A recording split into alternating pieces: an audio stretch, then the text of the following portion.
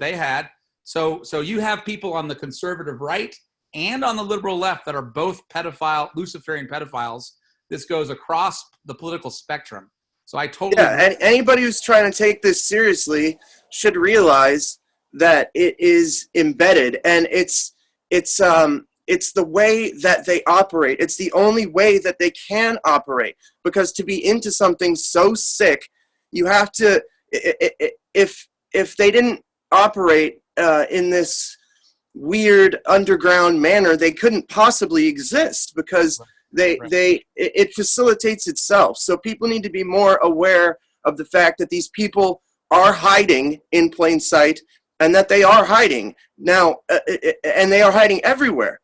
And for people to think that that's not the case is just naive. And if you know their tactics, if you followed anybody who's come out as a survivor of this kind of thing, or as an advocate for stopping this abuse, you know that their tactics are to smear people, and to alienate people, and to discredit people, and to make it so those people can't operate. So why would it come to anybody's surprise that I'm being smeared, or that they're saying certain things to like demean my character, or that they're attacking certain ways for me to be able to operate? Expect this. I shouldn't have to, any survivor shouldn't have to, any enemy of this shouldn't have to come on and constantly defend themselves against these baseless attacks of character smears, or these random little, we found this about this person and he's saying this and blah, blah, blah. Like, it gets exhausting having to, when your efforts are to do something that's so important, and there's nothing more important than protecting children, nothing on this planet, as far as I'm concerned. If your goal is that, and making sure that kind of thing stops, it gets exhausting having to, they want you to get caught up in having to deal with that kind of thing. Right. It's one of the only ways to perfectly make it so somebody can't make a difference, right? It's textbook. Right, absolutely. Fiona Barnett talks about that, where she would try to start exposing this stuff, and they would try to harass her in so many different ways that they were trying to wear her down, so that she would basically become ineffective. And that's obviously what they're trying to do to you. If they can't get you to kill yourself, then they want it to be so that everything you say falls on deaf ears. Right, so when you see these tactics taking place, see them for what they are. See them with open eyes, and be smarter than that. Yeah. So can you, because some of my viewers may not know, they may not have watched your previous interviews, can you just explain in great detail what you actually saw when you went to the owners of Voodoo Donuts, their houses, the party, and what you saw? Yeah, one of the things that, people are pointing out, and that I obviously said from the beginning, is there's no possible way that I would have ever seen actual children being abused, because that would have meant that I would have not made it out of that place, because either I would have not allowed that to happen, or I would be dead. So I would have stopped that from happening if it was happening right in front of me. I don't feel ashamed to say that I would not have ever let something like that occur in front of me. But the preparations for that and everything was occurring in front of me. So essentially, my experience was that, not only because I was told after, but because of the feeling you get when you're surrounded by this type of thing. And basically, I was at places where I believe that child sex abuse was taking place. I was told later that that was the case. I was threatened with it as a means to keep me quiet. It was confirmed by the people that I believe were doing it, that is what was happening. So basically, I was at places with certain people, in circles with certain people, that led to me being around people that are carrying out child sex abuse that I've detailed in previous conversations. So those the owners of Voodoo Donuts and people that they keep company with, I believe they are sexually trafficking and abusing children.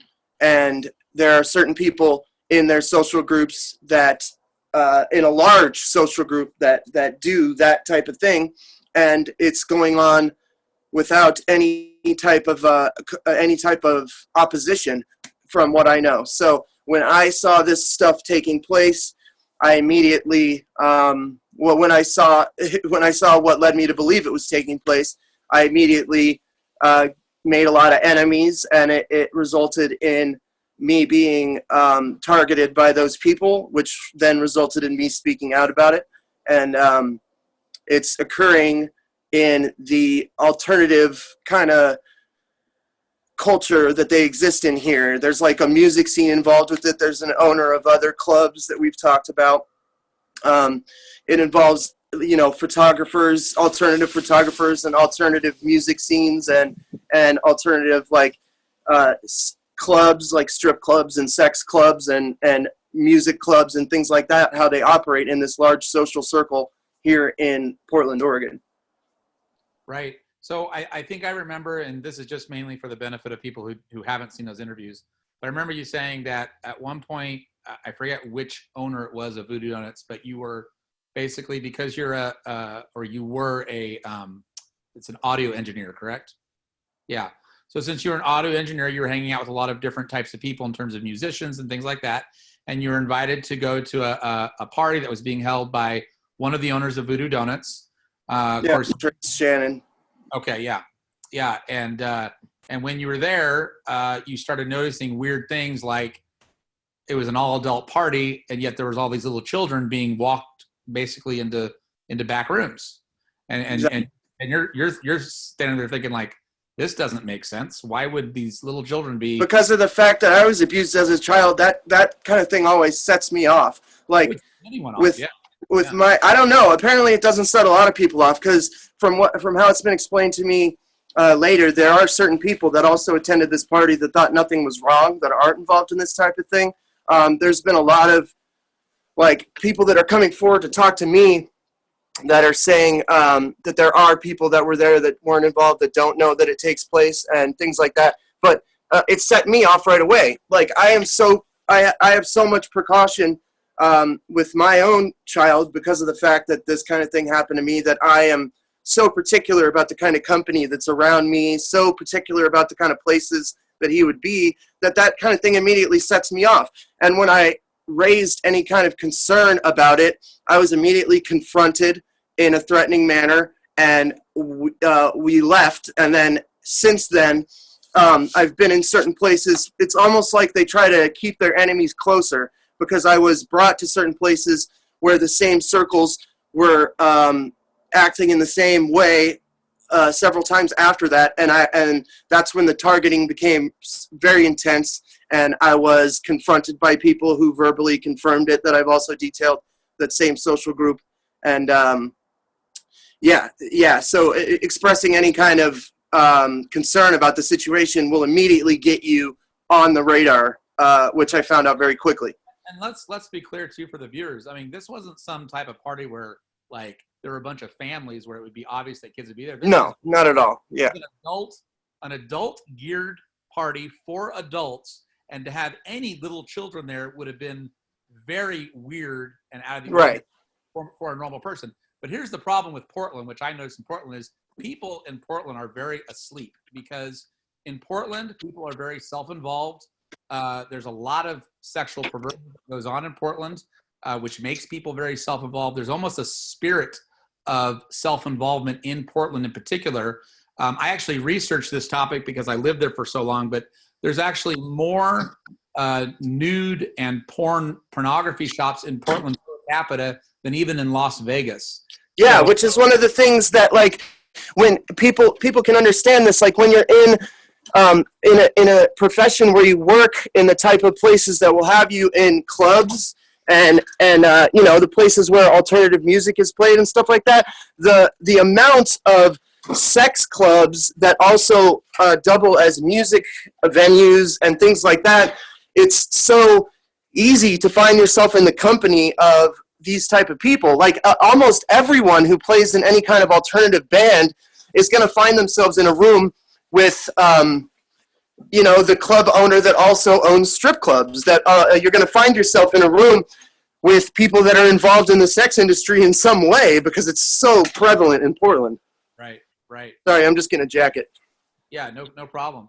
So yeah, so I think it's just helpful for people to understand that Portland is it's not like your mid-American town in the Midwest. Portland has some really, really dark stuff. In fact, I know I used to work for a courier company where I had to deliver packages right in the area where Voodoo Donuts is located.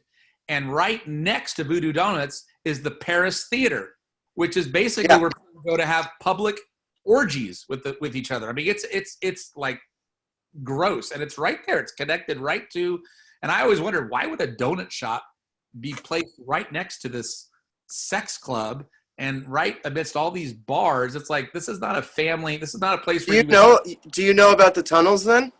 I do. Yeah. The Shanghai tunnels. Yeah. Right. Maybe you could explain that to people. So yeah, in fact, it's amazing because I lived in Portland for 20 years and I only just learned about the Shanghai tunnels through the interview that I watched with you and Nathan. I didn't even know about it before then. Oh, really? Well, I knew there were underground tunnels, but I didn't know specifically about the Shanghai tunnels, which these Shanghai tunnels connect Dante's with Voodoo Donuts. Dante's is that's the club, right? It's like basically right across the street. It's one of them, yeah. One of them, yeah. People can independently verify this. One of the attacks on me was that these tunnels don't exist, and like someone got a little probably ahead of themselves in thinking that was some out there claim because it sounds kind of fantastical to be like, oh, there's tunnels that connect all this stuff. But they got ahead of themselves because it's a very well-known fact to anybody who lives in Portland that these tunnels exist.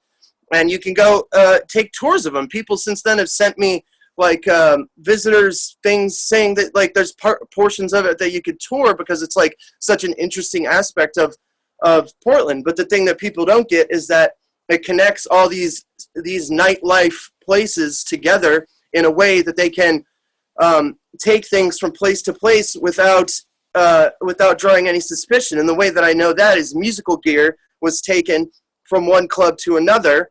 Like if I'm in charge of the gear, I'm not going to let like a Behringer X32, which is like a board that I was using for the night. It's a soundboard, go from one location to the other without being with it. You know what I mean? So I'm transporting gear through these tunnels and realizing that it connects all of these places. You could take anything through there. And another way that I know, it's easy to say that nefarious stuff is taking place is that I know that someone who was like adjacent to the group that I was with met somebody down there to buy cocaine. So it's like there are like anything could be going on through there, and it's one of the things that I want looked into, and it's one of the things that we don't have to wait because all the authorities in Portland know that these tunnels exist. There would be no reason for that to be the means of which things were transported. So nobody has to wait to investigate these tunnels. That's something that people can look into on their own and independently verify.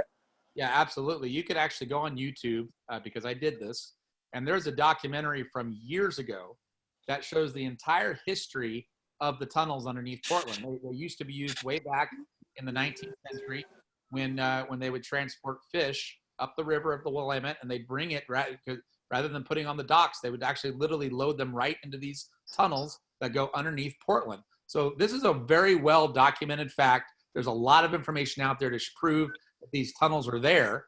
And when you now examine the sexual perversion that goes on above ground, it's very easy to see how these tunnels can be used for nefarious reasons, such as drug trafficking and sex child trafficking, which, by the way, drug trafficking and sex child trafficking are often hand in hand. They go together.